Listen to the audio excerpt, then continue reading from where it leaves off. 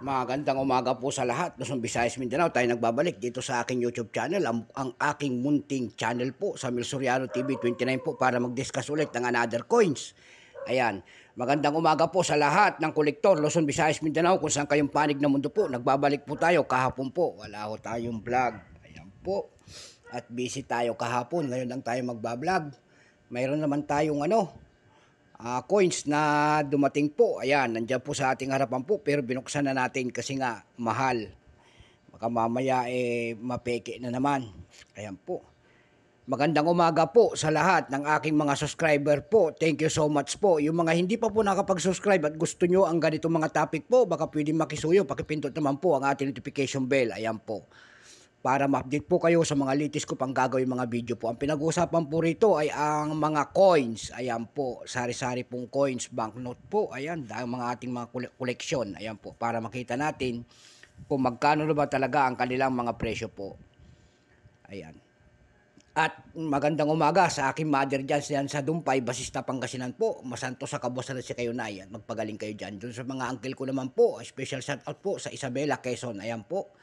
Magandang umaga po sa lahat, mga Ilocano po, mga Pangasinan, ayan po. Ang pag-usapan po natin ngayon ay dito sa ating harapan, yung ating delivery po, ayan. Dumating po ang ating delivery, binuksan ko na po at baka mapeke, ayan. Ayan po ang ating deliver po, ayan. Ayan po ang ating deliver sa wakas. Nagkaroon po ng ating deliver. Ayan, 100 pesos po. Ayan, ni Emilio Aguinaldo. Ayan po. 150 anniversary commemorative coin. Ayan. Ayan po, ang 100 pesos po na buo. Ayan.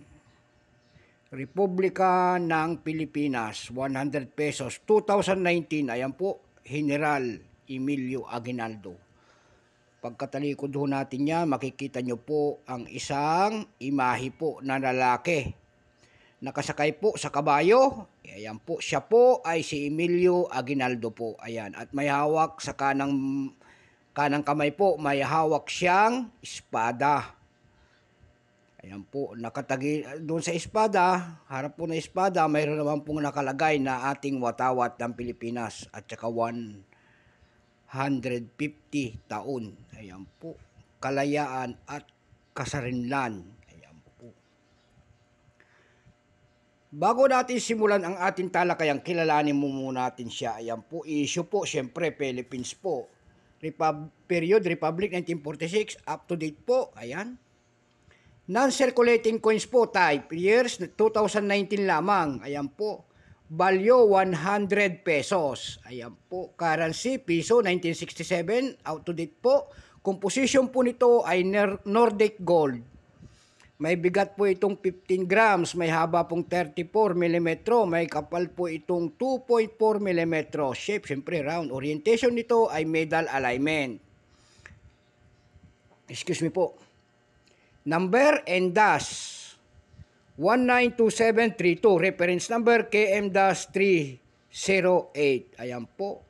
100, kung tawagin ito, ay 150 birth anniversary of Emilio Aguinaldo. Ayan. Emilio Aguinaldo, front of horse. Ayan, sinasabi niya, yung nasa kanyang likod po. Ayan. Yung nasa kanyang likod, ayan po, si Emilio Aguinaldo nakasakay po sa ating kabayo. Ayan. Nakasagay po sa ating kabayo si Emilio Aguinaldo, may hawak pong espada. Ayan, nakakabayo po. Doon naman sa kanyang tagiliran, sa kanang bahagi po, nakalagay po ang ating watawat ng Pilipinas po at kalayaan, paikot po at kasarinlan. Ayan po, 150 taon po. Ang ginawa po ng Bangko Sentral ito sa barya na ito na 100 pesos coins. Ayan po, ito po ay no percent. Ayan, wala siyang percentage kung ilang peraso. Ayan.